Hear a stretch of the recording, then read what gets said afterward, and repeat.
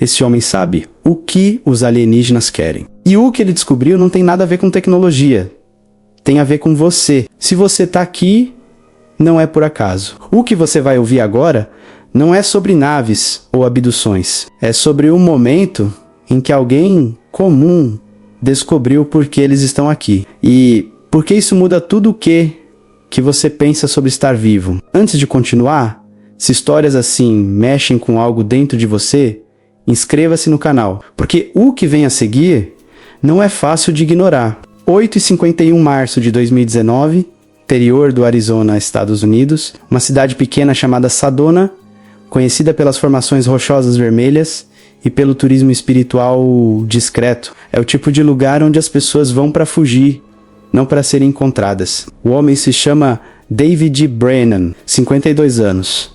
Ex-engenheiro de sistemas de uma empresa de telecomunicações, aposentado precoce depois de um esgotamento silencioso que ninguém ao redor percebeu a tempo. Vivia sozinho em uma casa simples, cercada de terra seca e arbustos baixos. Passava os dias lendo, caminhando, tentando reaprender a sentir algo. Nada na vida dele indicava que estava prestes a mudar.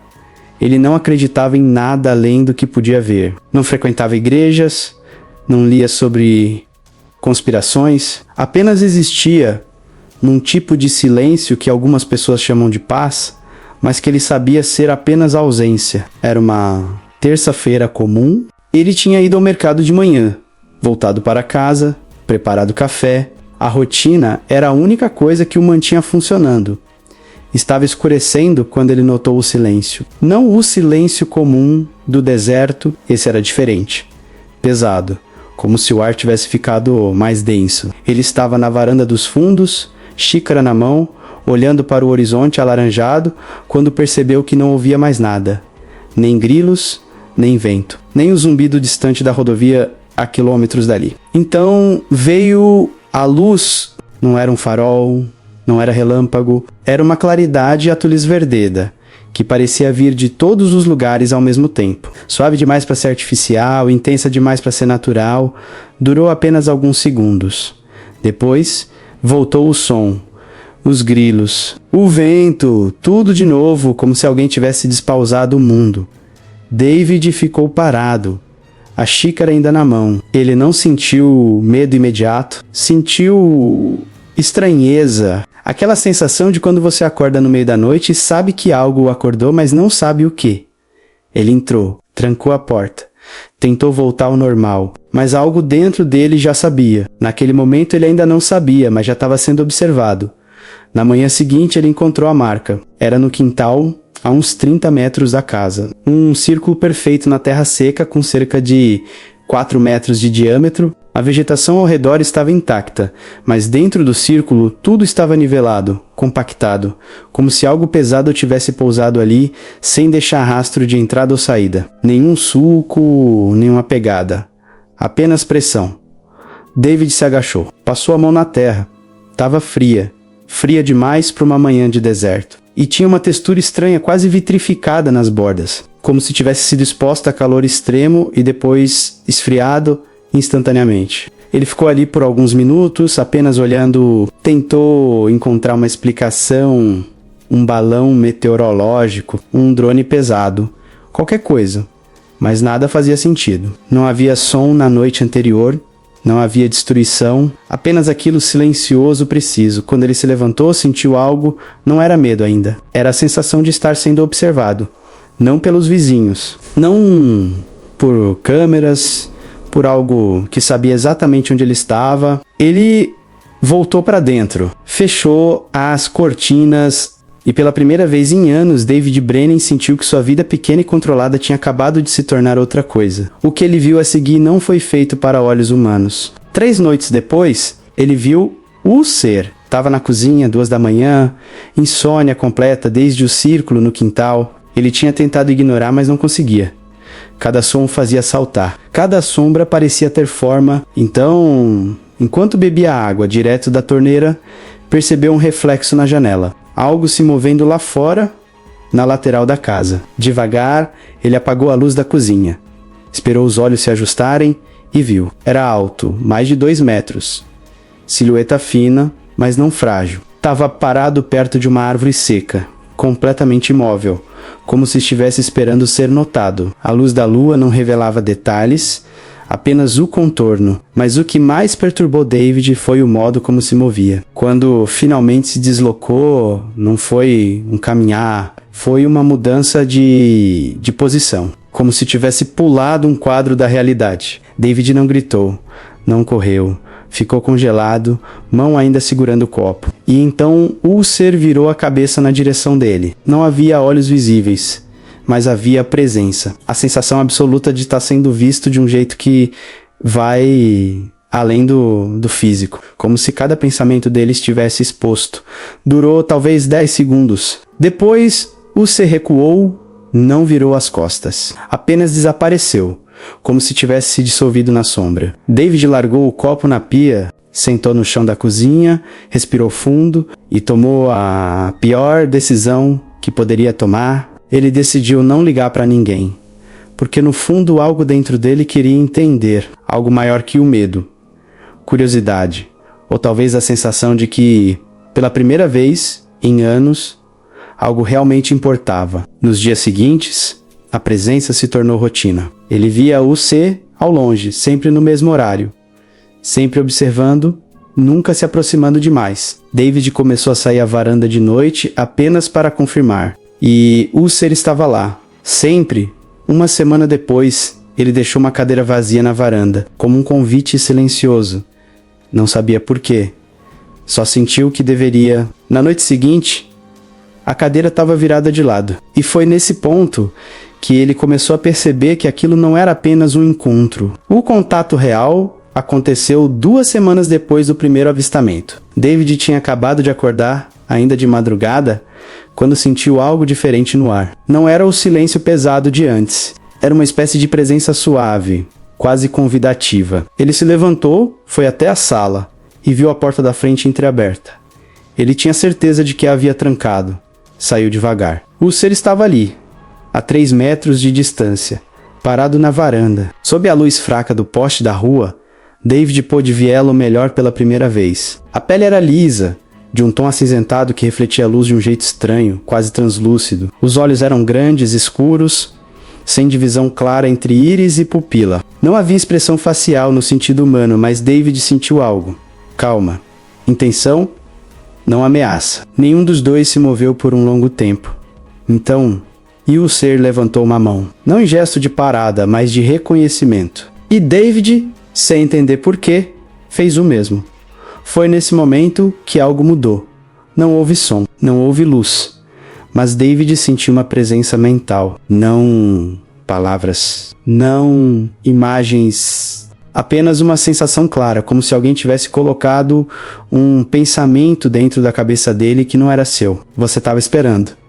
David não sabia se tinha ouvido ou sentido, mas sabia que era verdade. Parte dele estava esperando aquilo há anos, talvez a vida toda. Nos dias seguintes, o ser voltou. Sempre à noite, sempre no mesmo horário. E, aos poucos, a comunicação foi se tornando mais clara. Não por linguagem, mas por sensação. David começou a perceber que o ser não estava ali para estudá-lo. Estava ali porque David tinha algo que eles procuravam.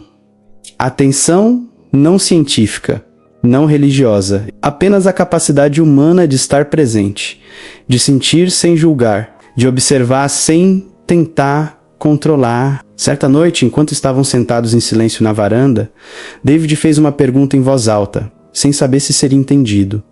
Porque a resposta veio imediata, não em palavras, mas em imagem mental. Ele se viu de fora, sozinho na casa. Dias passando, silêncio, vazio, e então uma única sensação acompanhou a imagem. Você parou de fugir.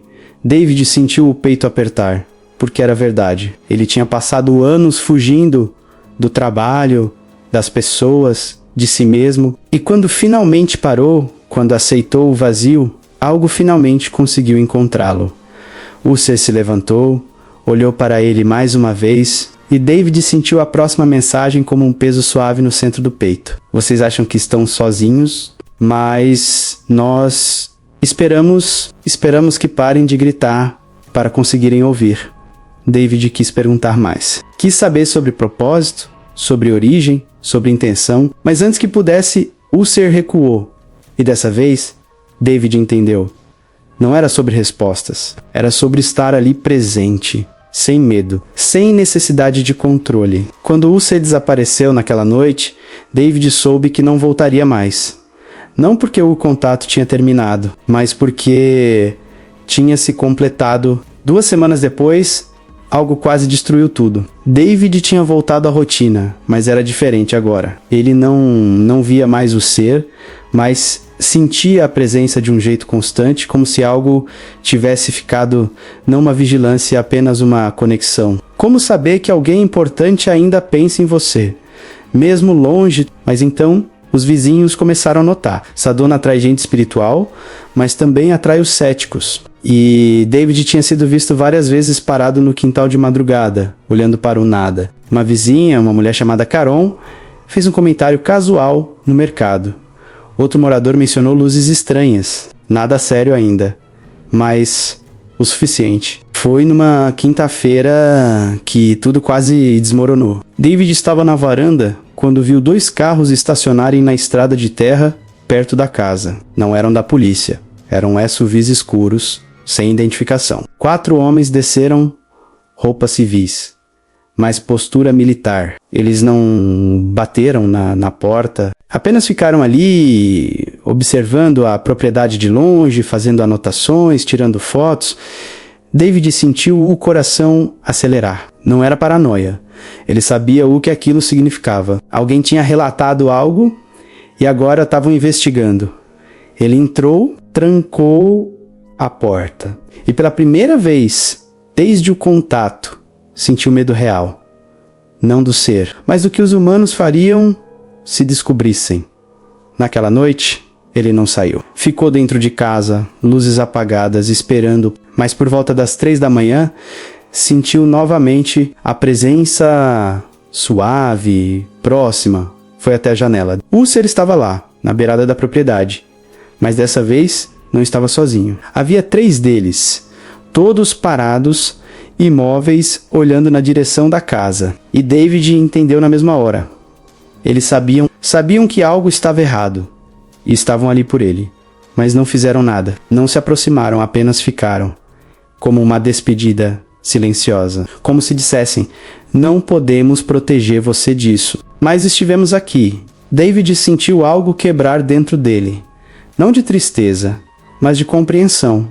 Ele tinha uma escolha. Podia falar, podia tentar provar, podia chamar atenção, ou podia guardar aquilo como algo sagrado, intocado, só dele. Na manhã seguinte, os homens dos SUVs voltaram. Dessa vez bateram na porta. David atendeu. Calmo, educado, eles fizeram perguntas. Ele respondeu com meias verdades. Disse que tinha problemas para dormir, que caminhava de madrugada, que talvez as luzes fossem de drones ou reflexos. Nada demais. Os homens olharam ao redor. Fizeram mais algumas perguntas. E foram embora. Mas antes de sair, um deles parou, olhou David nos olhos e disse algo que ele nunca esqueceu. Se você viu algo, Sr. Brennan, o melhor a fazer é esquecer. David apenas acenou, fechou a porta e soube que tinha tomado a decisão certa. Não era sobre provar, nunca foi. Era sobre viver com aquilo. Deixar que mudasse ele por dentro, sem precisar validação de fora. Naquela noite, ele voltou à varanda. Os seres não estavam mais lá. E ele sabia que não voltariam, mas antes de entrar ele olhou para o céu e sussurrou. Obrigado. David Brennan ainda mora na mesma casa em Sadona. Ainda acorda de madrugada. Ainda sai para a varanda e olha para o céu. Mas algo mudou nele que ninguém consegue nomear. Os vizinhos dizem que ele parece mais leve, menos distante, como se um peso invisível tivesse saído dos ombros. Ele voltou a conversar com as pessoas no mercado. Não muito, apenas o suficiente. Pergunta como estão. Escuta as respostas. Realmente escuta. Sorri de vez em quando. Não aquele sorriso educado de quem finge estar bem, mas o sorriso de quem carrega algo verdadeiro por dentro.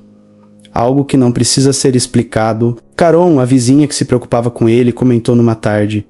Não sei o que aconteceu com o David, mas ele parece acordado, sabe, como se finalmente tivesse chegado onde precisava. Outro vizinho, o aposentado Frank, que antes desconfiava, agora o cumprimenta com respeito. Há algo na presença de David que mudou. Não é superioridade, não é distanciamento, é quietude. O tipo de quietude que faz as pessoas ao redor baixarem a guarda sem saber por quê. Ele não fala sobre o que aconteceu. Nunca fala. Não tenta convencer ninguém.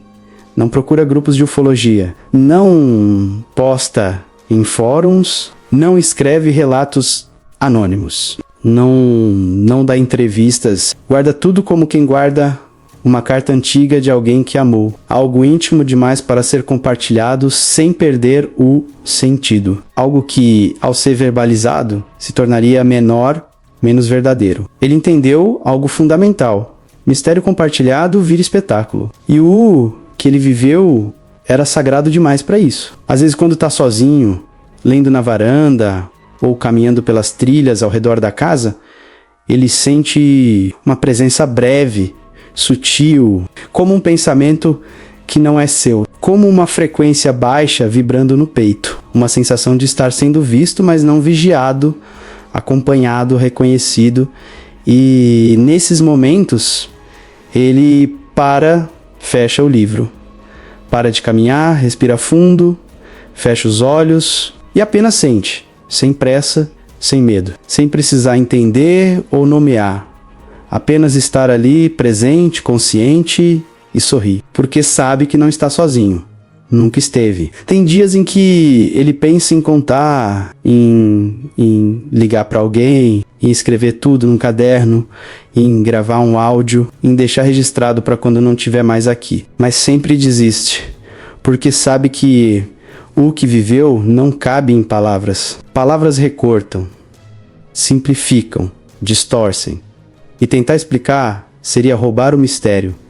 Seria transformar a experiência viva em relato morto. E o mistério era a parte mais importante. O não saber era o presente.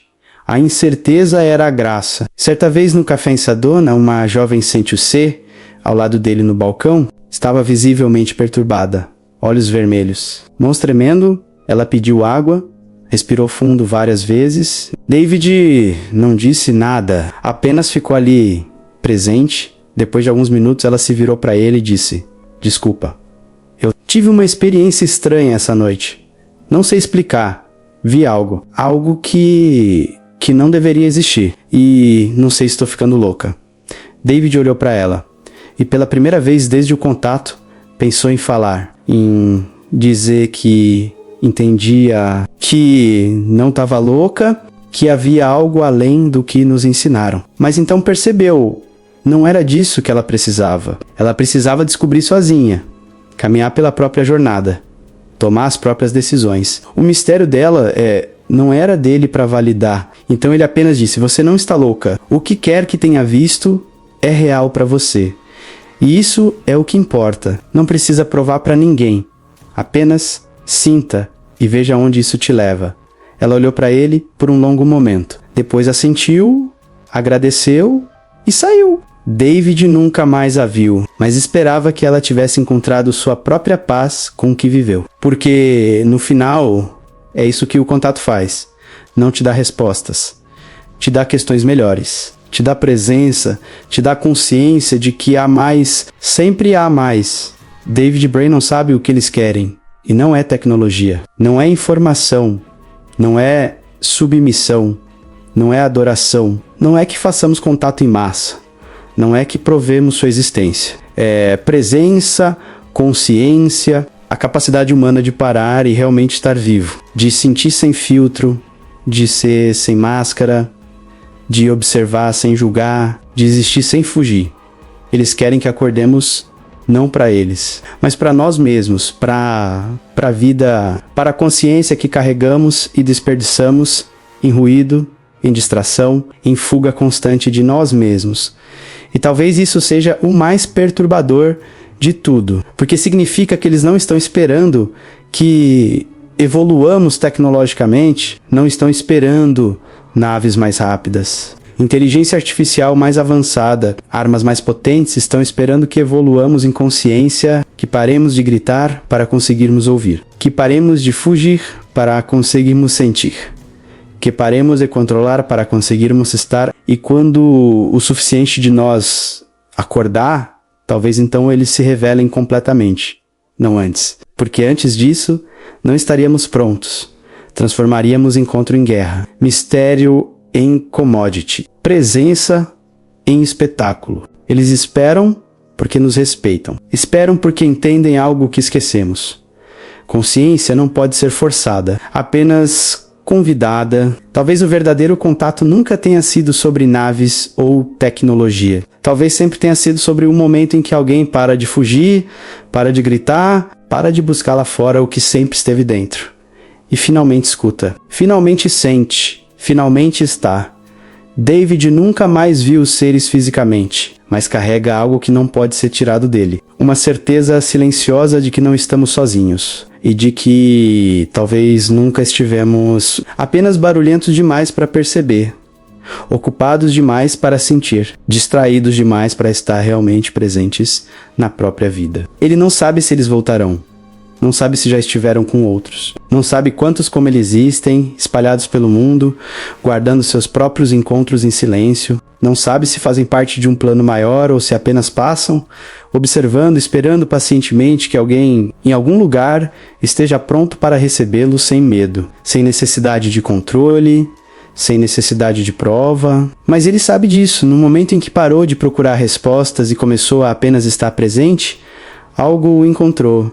E isso muda tudo, porque significa que talvez o maior mistério não esteja no céu. Talvez nunca esteve, talvez sempre esteve aqui, em nós, na consciência que carregamos e ignoramos, na presença que evitamos, no silêncio que tememos, naquilo que ainda resistimos em enxergar quando finalmente ficamos quietos o suficiente para ouvir. Talvez eles sempre estiveram aqui, esperando, observando, não interferindo, apenas aguardando o momento em que paramos de gritar nossas certezas e começamos a escutar nossas dúvidas. O momento em que a curiosidade vence o medo. O momento em que a presença vence a fuga. E talvez esse momento esteja mais perto do que pensamos. Não porque eles mudaram, mas porque nós estamos começando a mudar, lentamente, pessoa por pessoa, experiência por experiência, silêncio por silêncio. David olha para o céu toda noite, e mesmo sem veloz sabe que estão lá, observando, esperando, torcendo por nós, à sua maneira silenciosa. Porque quando acordarmos, quando realmente acordarmos, não estaremos sozinhos. Nunca estivemos... Se essa história despertou algo em você, se tocou em algo que você não consegue nomear, mas sabe que é real, deixe nos comentários o que sentiu. Não precisa explicar. Apenas compartilhar, porque talvez você não esteja sozinho nisso. E se quiser continuar explorando relatos como esse, onde o extraordinário encontra o humano, onde o mistério é respeitado, em vez de resolvido, inscreva-se no canal. Obrigado por ter ficado até aqui. Por ter estado presente. Por ter escutado